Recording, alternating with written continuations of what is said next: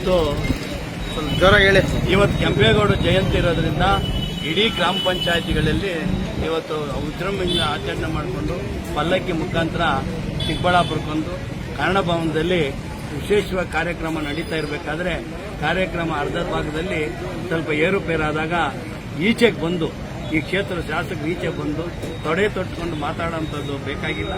ಆ ರೀತಿ ಮಾತಾಡ್ತಾ ಪ್ರಚೋದನೆ ಮಾತುಗಳನ್ನು ಹೇಳಿದಾಗ ಪೊಲೀಸ್ ಅಧಿಕಾರಿಗಳಿಗೂ ಏನು ಒಂಥರ ಸೃಷ್ಟಿ ಆಗ್ಬಿಡುತ್ತೆ ಅವ್ರಿಗೆ. ಇನ್ನೇನೋ ನಡೀತಾ ಇದೆ ಅಂತ. ಏನು ಗಲಾಟೆ ಆಗಿಲ್ಲ, ಏನಿಲ್ಲ. ಸುಮ್ಮನೆ ಪೊಲೀಸರು ನಮ್ಮ ಕಾರ್ಯಕರ್ತರು, ಜೆಡಿಎಸ್ ಕಾರ್ಯಕರ್ತರು, ಬಿಜೆಪಿ ಕಾರ್ಯಕರ್ತರು, ವಿಶೇಷವಾಗಿ ಎಲ್ಲ ನಮ್ಮ ಸಮಾಜದ ಹುಡುಗರನ್ನೆಲ್ಲರನ್ನೂ ಅರೆಸ್ಟ್ ಮಾಡ್ತೀವಿ ಅಂತೇಳಿ ಮನೆಗಳಿಗೆ ಹೋಗಿ ಬಾಗಿಲು ಹೊಡೆದು ಓಪನ್ ಮಾಡಿದ್ದಾರೆ ಅಂತೆಲ್ಲ ಮಾಹಿತಿ ನನಗೆ ಫೋನ್ ಮುಖಾಂತರ ಎಲ್ಲರೂ ತಿಳಿಸ್ತಾ ಇದ್ದಾರೆ. ನಾನು ಒತ್ತಾಯ ಮಾಡ್ತಾ ಇದ್ದೀನಿ. ನಾನು ಈಗ ತಾನೇ SP ಅವ್ರನ್ನ ಮತ್ತೆ ASP ಅವ್ರನ್ನೆಲ್ಲ ಭೇಟಿ ಮಾಡಿ ಖುದ್ದಾಗಿ ಅವ್ರ ಹತ್ರ ಮಾತುಕತೆ ಮಾಡಿದೆ. ಯಾವುದೇ ಕಾರಣಕ್ಕೆ ಇವತ್ತು ಅವ್ರನ್ನ ನಮಗೆ ನೋಡಿಸ್ತಾ ಇರಬೇಕು ಅವ್ರನ್ನ ಅಂತೇಳಿ ಒತ್ತಾಯ ಮಾಡಿದಾಗ ನೀವು ಒಂದು ಅರ್ಧ ಗಂಟೆ ಇರ್ರಿ, ನಾನು ಒತ್ತಾಯ ಮಾತಾಡ್ತೀನಿ ಅಂತ ಹೇಳಿದರೆ ನಾವು ಕಾಯ್ತಾ ಇದ್ದೀವಿ. ಯಾವುದೇ ಕಾರಣ ಏನೋ ತೊಂದರೆ ಆದರೆ ಇಡೀ ಜಿಲ್ಲೆಯಾದಂಥ ಪ್ರತಿಭಟನೆ ಮಾಡಬೇಕಾಗ್ತದೆ. ಕುಮಾರಸ್ವಾಮಿ ಅವರ ಬಗ್ಗೆ ಇಡೀ ನಮ್ಮ ಕರ್ನಾಟಕ ರಾಜ್ಯದಲ್ಲಿ ಹೆಚ್ಚು ಅಭಿಮಾನಿಗಳಿದ್ದಾರೆ. ನೀವು ಅನ್ಬೋದು ಅಭಿಮಾನಿಗಳಿದ್ರೆ ಎಲೆಕ್ಷನ್ನಲ್ಲಿ ಯಾಕೆ ಅಂತ. ಆದರೆ ಕುಮಾರಸ್ವಾಮಿ ಅವರ ವ್ಯಕ್ತಿತ್ವದಲ್ಲಿ ಇಡೀ ಜನಾಂಗ, ಯಾವುದೇ ಜಾತಿ ಗೀತಿ ಇಲ್ಲದೆ ಎಲ್ಲ ಸಮುದಾಯ ಜನ ಇವತ್ತು ಕುಮಾರಸ್ವಾಮಿ ಅವ್ರನ್ನ ಒಂದು ಅಣ್ಣ ಅಂತ ಪ್ರೀತಿಯಿಂದ ಕರೀತಾ ಇರ್ತಕ್ಕಂಥ ಅವ್ರ ಬಗ್ಗೆ ಯಾರೇ ಕೀಳು ಮಟ್ಟಿಗೆ ಮಾತಾಡಿದ್ರು, ಪಕ್ಕದ ಮನೆಯವರು ಮಾತಾಡೋದು ಸಹಿಸದೇ ಇದ್ದಂಥ ವ್ಯಕ್ತಿತ್ವನ ನಮ್ಮ ಕೇಂದ್ರ ಮಂತ್ರಿಗಳಾದ ಕುಮಾರಸ್ವಾಮಿ ಅವರು ಕೊಡ್ತಿದ್ದಾರೆ. ಅದನ್ನು ನಾನು ಎಚ್ಚರಿಕೆ ಮಾತಕ್ಕೂ ಕೊಡ್ತಾ ಇದ್ದೀನಿ. ಈ ರೀತಿ ತೊಟ್ಟೆ ತಟ್ಕೊಳ್ಳೋದೆಲ್ಲ ಬಿಟ್ಟು ಕಾರ್ಯಕರ್ತರಾಗಿ ಕೆಲಸ ಮಾಡ್ಕೊಂಡು ಹೋಗಬೇಕಾಗ್ತದೆ. ಒಂದು ವೇಳೆ ಏನಾನ ಇದ್ರೆ ನೀನು ನೇರವಾಗಿ ಹೋಗಿ ಮಾತಾಡು. ಚಾಲೆಂಜ್ ಮಾಡ್ತೀಯಲ್ಲ, ವಾಚ್ಗಳು ಅದು ಇದು ಅಂತ. ನಾವು ಅವ್ರ ಜೊತೆಯಲ್ಲಿ 20 ವರ್ಷದಿಂದ ಅವ್ರ ಜೊತೆಯಲ್ಲಿ ಇದ್ದೀವಿ. ಅವ್ರ ಬಟ್ಟೆ ಏನು, ಅವ್ರ ವಾಚ್ ಏನು, ಅವ್ರ ಚಪ್ಪಲಿ ಏನು ಅಂತ ಎಲ್ಲ ನಾವು ನೋಡಿದ್ದೀವಿ.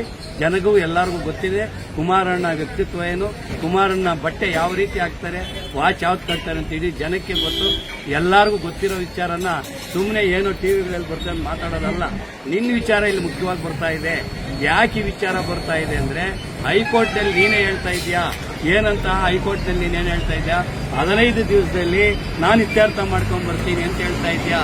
ಈ CA ಸೈಟ್ ಬಗ್ಗೆ ನೀನೇ ಹೇಳ್ತಾ ಇದ್ದೆ. ಅಂದ್ರೆ ಕೋರ್ಟಲ್ಲಿ ಇದೆ ಅಂದಮೇಲೆ ಅಲ್ಲಿಗೆ ರಿಜಿಸ್ಟ್ರೇಷನ್ ಆಗಿಲ್ಲ ಅಂದಮೇಲೆ ಏನು ಅದರಲ್ಲಿ ತಪ್ಪಾಗಿದೆ ಇಲ್ವೋ ನೀನೇ ಹೇಳ್ತಾ ಇದ್ದೀನಿ. ಇನ್ನು 15 ದಿವಸ ಬೇಕು ಅಂತ. ಅಲ್ಲಿಗೆ ಅರ್ಥ ಏನಿದೆ ಇದರಲ್ಲಿ? ತಪ್ಪೇನಿದೆ? ಏನು ಅಂತೋ ನಿನಗೆ ಇದಾಗೋ ರೀತಿ ಏನನ್ನ ಮಾಡಿದ್ರೆ, ಕುಮಾರಸ್ವಾಮಿ ಅವರು ಏನನ್ನ ಇದೇ ತರ ನಿನ್ನ ತರ ಪ್ರೆಸ್ ಮೀಟ್ನಲ್ಲಿ ಮಾಡಿದ್ರೆ ಅದಕ್ಕೆ ನೀನು ಏನನ್ನ ಹೇಳ್ಬೋದಾಗಿತ್ತು. ಏನೋ ಎಕ್ಸೆಲ್ ಯಾರೋ ಅದನ್ನು ಮಾಡಿದ್ರೆ ಅದೇ ದೊಡ್ಡದು ತಗೊಂಡು ಮಾಡಿದ ತಪ್ಪು. ಇದು ಶೋಭೆ ತರೋದಂತಲ್ಲ. ಇನ್ನೊಂದು ವಿಶೇಷವಾಗಿ ನಾನು ಹೇಳಕ್ ಬಯಸ್ತೀನಿ. ಇವತ್ತೇನ ನೀನು MLA ಆಗಿದ್ದಿ ಅಂದ್ರೆ ನೀನೇ ನಮ್ಮ ಹತ್ರ ಬಂದು ಯಾವ ರೀತಿ ಕೇಳ್ಕೊಂಡಿದ್ದಿ ಅಂತ ಗೊತ್ತಿದೆ. MLA ಆಗಬೇಕಾದ್ರೆ JDS ಪ್ರತಿಯೊಂದು ಓಟು ನೀನು ಜೀವನ ಮಾರ್ತಾ ತೀರ್ಸಕ್ಕಾಗಲ್ಲ. ಕಾರ್ಯಕರ್ತರು, JDS ಕಾರ್ಯಕರ್ತರ ಬಗ್ಗೆ ನೀನು ಎಷ್ಟೇ ನಾವೇನೇ ಅಂದ್ರು, ನಮ್ಮ ಕಾರ್ಯಕರ್ತೆ ಏನೇ ಅಂದ್ರೂ ನೀನು ಮಾತಾಡಬಾರ್ದು. ಯಾಕಂದ್ರೆ ನಮ್ಮ ಋಣ ನಿನ್ನ ಮೇಲೆ ಇರೋದ್ರಿಂದ ಇದನ್ನ ಇನ್ನು ಮುಂದೆ ಆದರೂ ಮನಸ್ಸಲ್ಲಿ ಇಟ್ಕೊಂಡು ಎಲ್ಲರೂ ಒಗ್ಗಟ್ಟಿಂದ ಹೋಗ್ಬೇಕು ಅಂತ ಈ ಮೂಲಕ ನೀವು ಒತ್ತಾಯ ಮಾಡ್ತಾ ಇದ್ದೀನಿ. ಅದೇ ರೀತಿ ವರಿಷ್ಠರಾದಂಥ SP ಅವರಿಗೆ ಎಲ್ಲ ನಾನು ಒತ್ತಾಯ ಮಾಡ್ತಾ ಇದ್ದೀನಿ. ಪೊಲೀಸ್ ನಮ್ಮ ಕಾರ್ಯಕರ್ತರು ಯಾರಿದ್ದಾರೆ, ಯಾರು ಮುಖಂಡರನ್ನ ಅರೆಸ್ಟ್ ಮಾಡಿದ್ದಾರೆ ಬೇಗನೆ ಬಿಡಬೇಕು. ಒಂದು ವೇಳೆ ಬಿಡದೇ ಇದ್ರೆ ಇಡೀ ಜಿಲ್ಲೆ ಅಂತ ನಾವು ಪ್ರತಿಭಟನೆ ಮಾಡಬೇಕಾಗ್ತದೆ. ಅವ್ರಿಗೆ ಏನೇ ತೊಂದರೆ ಆದರೆ ಈಚೆ ಬಂದು ಅವ್ರೇನು ನಮ್ಗೆ ಈ ತರ ಕಿರುಕುಳ ಆಯಿತು ಅಂತ ಹೇಳಿದ್ರೆ ಪ್ರತಿಭಟನೆ ಮಾಡಿ SP ಆಫೀಸ್ ಮುಂದೆ ಕುಂತ್ಕೊಂಡು ನಾವು ಪ್ರತಿಭಟನೆ ಮಾಡ್ತೀವಿ. ಇದಕ್ಕೆ ಯಾವುದಕ್ಕೂ ಅವಕಾಶ ಕೊಡದೆ ಇವ್ರನ್ನ ನಮ್ಮವ್ರನ್ನ ಬೇಗನೆ ಬಿಡುಗಡೆ ಮಾಡಬೇಕು ಅಂತ ಈ ಮೂಲಕ ಒತ್ತಾಯ ಮಾಡ್ತಾ ಇದ್ದೀವಿ.